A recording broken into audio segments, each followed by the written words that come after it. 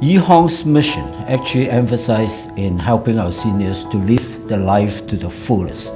I very much like this mission statement because it didn't follow the biomedical model of focusing on physical care. So living the life to the fullest means we focus on the quality of life of our clients, and that is where the play intervention for our dementia program is focusing on.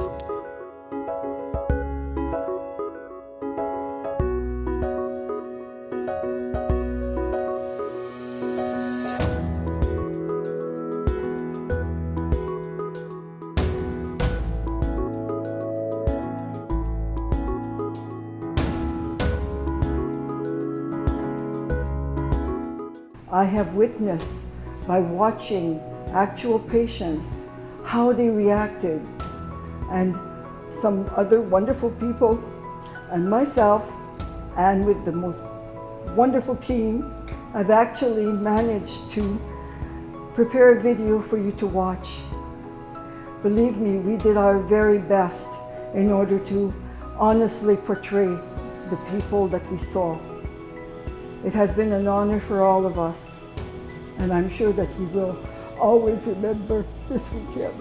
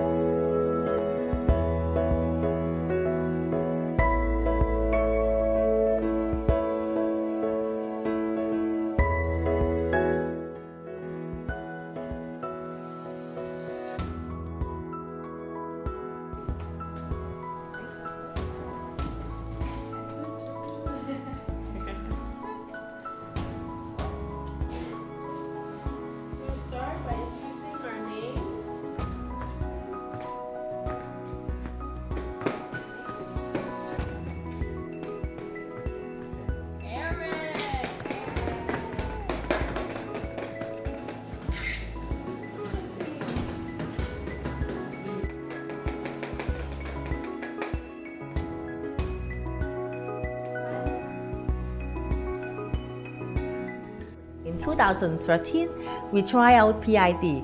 The rationale behind is that we really want to find out a new way to serve our seniors with dementia better. And after that PID trial day, and we can saw positive changes among clients, their family member, caregiver, as well as our staff.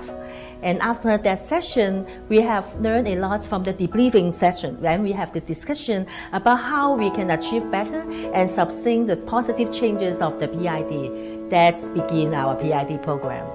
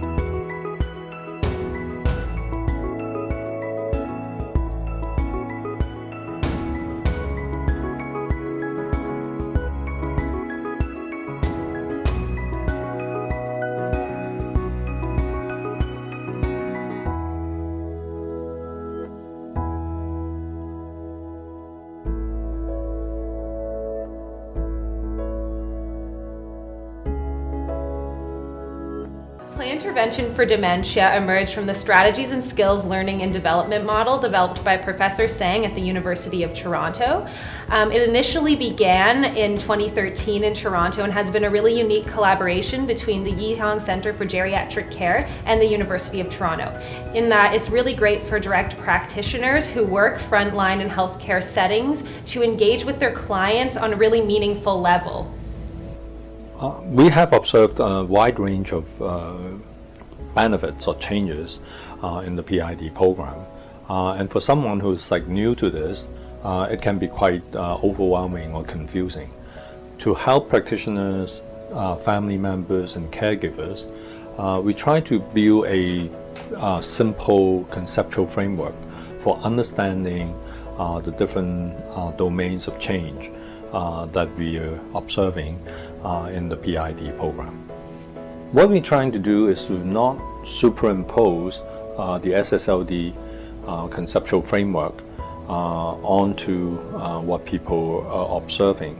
We are actually doing it the other way around. We let practitioners or team members of the PID program report to us what they have observed and what are the changes that they have noticed. And when we have got all this information, our research team has looked at the data and tried to organize them into what we now call functional domains. In dementia care, most professional colleagues and sometimes family members and caregivers as well tend to pay more attention to the cognitive abilities, like remembering things, remembering names, counting, like doing sums and maybe subtraction even, and also we pay a lot of attention to the reasoning skills, like conceptualizing, classifying, sorting, things like that, and the use of language. Can people talk coherently, use language in a communicative manner? So those are the things that people pay attention to. And obviously, the cognitive domain is also one of the key domains in SSLD conceptualization.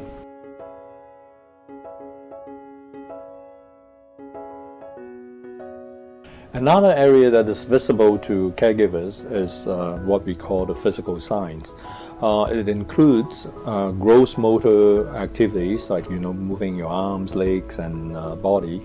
And an idea associated with this is what we call neurocorporal integration.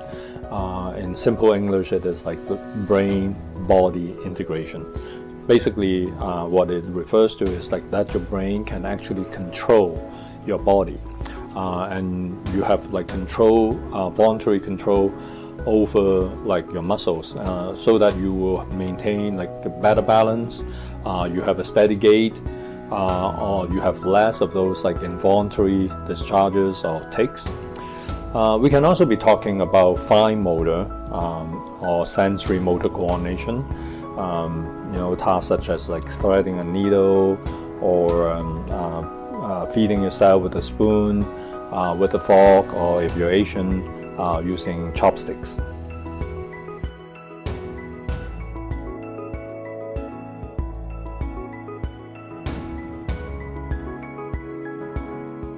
I believe that this program is beneficial because it helps older people with dementia be more active and also help with their brain stimulation and help with their fine and gross motor skills.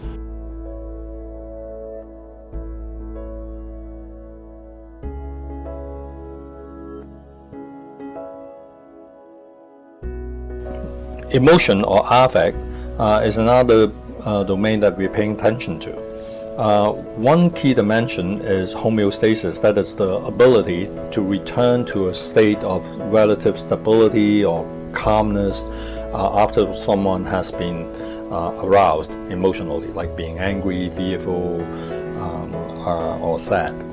Another dimension is positive affect, which simply means that we want to facilitate more positive emotional experience, like being joyous, delightful, happy, upbeat, that is the kind of feelings that we would want to see more often among people living with dementia. The third dimension is expressiveness. We do encourage people to express themselves emotionally instead of like holding things back or holding things up, suppressing or repressing their feelings. We believe that like when someone can have the space to spontaneously express his or her emotions, there's a fairer chance for the person to be healthy and experience well-being. Motivation is sometimes overlooked or neglected by caregivers, but in SSLD practice, we believe it is actually essential.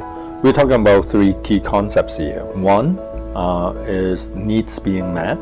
Two is like what do people want, that includes their preferences and their value. And the third dimension is drive, which also includes like the energy level. We talk about how driven a person is, right? Meaning there's like energy pushing or motivating that person in a particular goal-directed manner. So our environment has a physical dimension, and it also has what we call a symbolic or social dimension. So when people are involved in the PID program, they may show improvement in terms of like becoming more curious, more interested, or more engaging with physical objects and things around them, sights and sound, for example, and they become more responsive.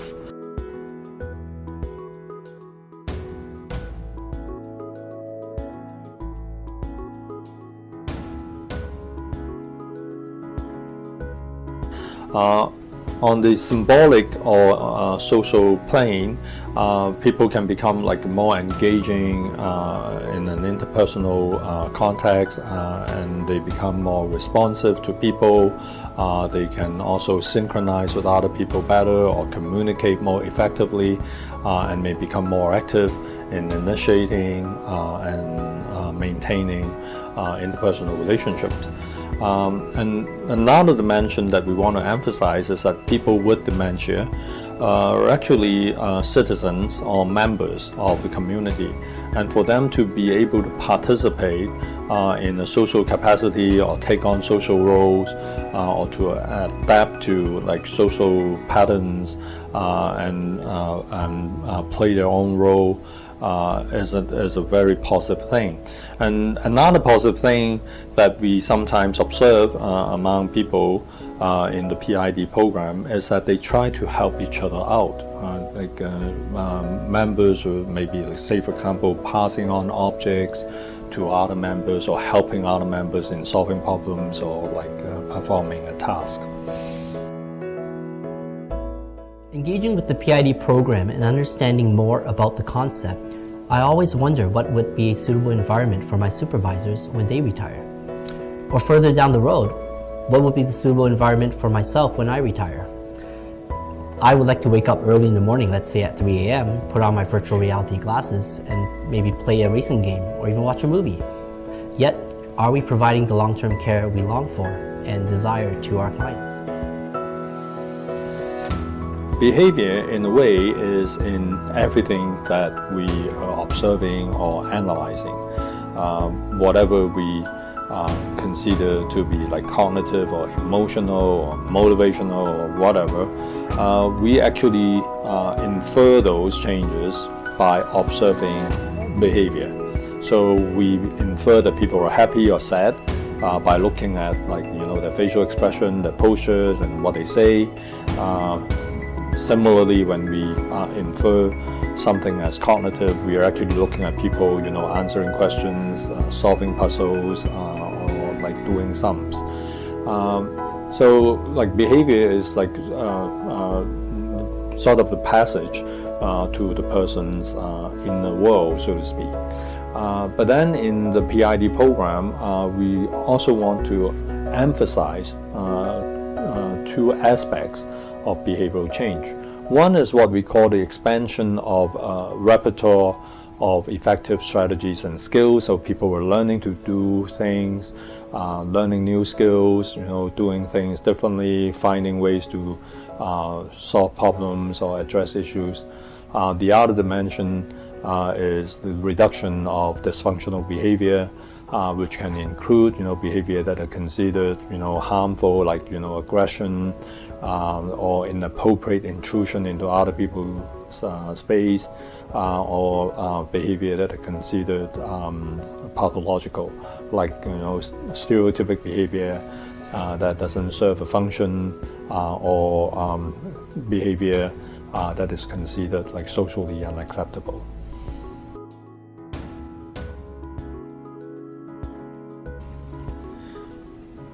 Now we come to talk about things holistically. For many professional practitioners and caregivers, family members, and sometimes our clients themselves prefer to speak in the holistic language, and they talk about, the totality of their being. They refer to a sense of self or selfhood or personhood, and very often we find people asserting themselves using the subject noun I, and asserting their decisions, value, preference, choice, and we believe it is important for us to not only recognize but also respect and enhance, our clients' autonomy, agency, generativity, and creativity. For some of our clients, and sometimes like family members too, will be talking to us about transcendence, spiritual meaning, or existential meaning, or existential quest. Some of us will also be paying attention to things like aesthetics and creativity as well. All these can be relevant and valuable to our clients, and we just try to understand them, by sometimes operationalizing them into the 6 analytic domains within the SSLD model. That usually will help us appreciate or understand this holistic experience better. I wanted to comment on 2 aspects of the program. The first I would label, because I grew up in the age of Carl Rogers, unconditional positive regard.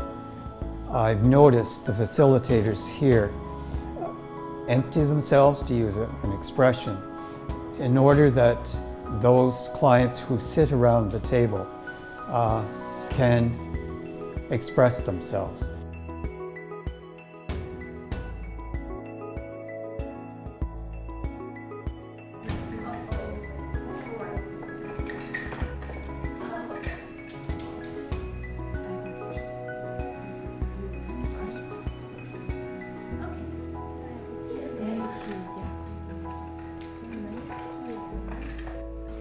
In this short video, you can see that one of our actors is reproducing this scenario in a PID session in which a participant, let us call him Eric, is doing something with this nuts and bolts toy. What we can notice is that it actually involves not just one domain of his overall experience of functioning. We can see that there is a cognitive component to this, in that he is putting colors together, the red and the green, and there is also fine motor coordination and improved dexterity on the usually non-dominant side of his body. And we also can see this as bilateral integration, because he is moving both hands instead of just using one hand. And combining the red and green together is something that reminds him symbolically of probably a positive experience. And when he said Christmas, we understood, what he was trying to do. He was like creating or recreating a Christmas holly. And you can see that this is like a symbolization, and then this use of language is also quite unusual because this is like a participant who normally didn't speak, and at that particular moment he was talking and he was like saying something with a particular meaning. And when he did that, he was also trying to express himself. He also wanted to be understood, and he was also trying to initiate what we might also consider to be like pro-social behavior. He was trying to give this almost as a gift, or like a Christmas holly, to another person in the group. And if you pay attention to his facial expression, you can see this is like one of those rare moments that we see this participant beaming with delight because of what he just did. So I think this short video will illustrate to you that like separating this like functions and all this into like various domains is just like for our own conceptual convenience. In real life, like when the participant is doing it, they do not experience like different domains, right? It is like an integrated experience that they experience as a whole person. But we use our conceptual tools to try to make sense of it.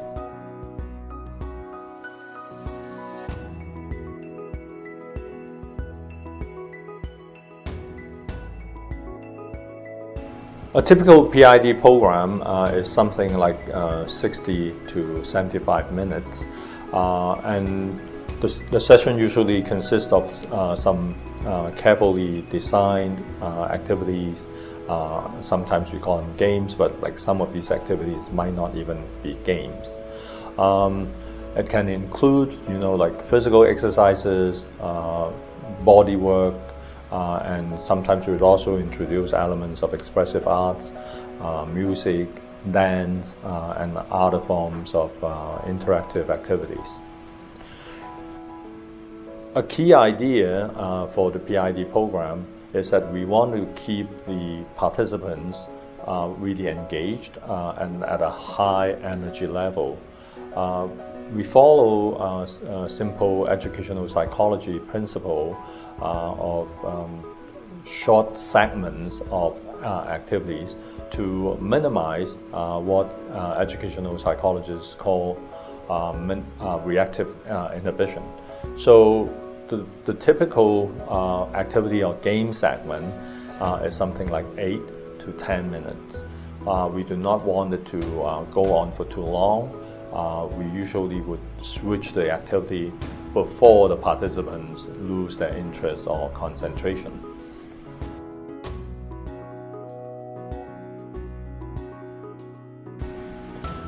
The program is usually delivered in a group format.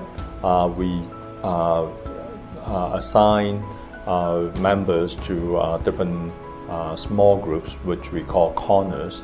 The assignment is not rigid. Like sometimes we have participants who show strong preference to be like in one corner or the other. We would usually take their preference into consideration because we do not want to come across as like some form of like authoritative arrangement.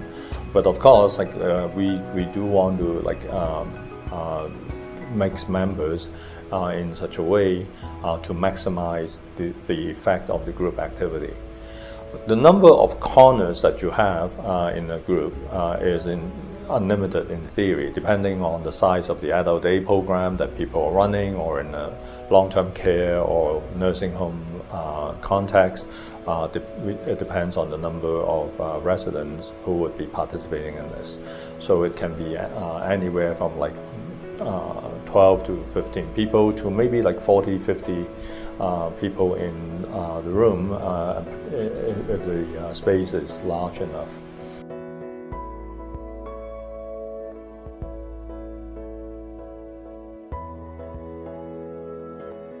The beauty of PID is we focus on what they are already doing. They are already playing with our seniors. So we have to teach them how they can improve on the playing with the client, and how they can observe that the result of what they have done, so that they find satisfaction out of the whole process. And this is why I choose the PID.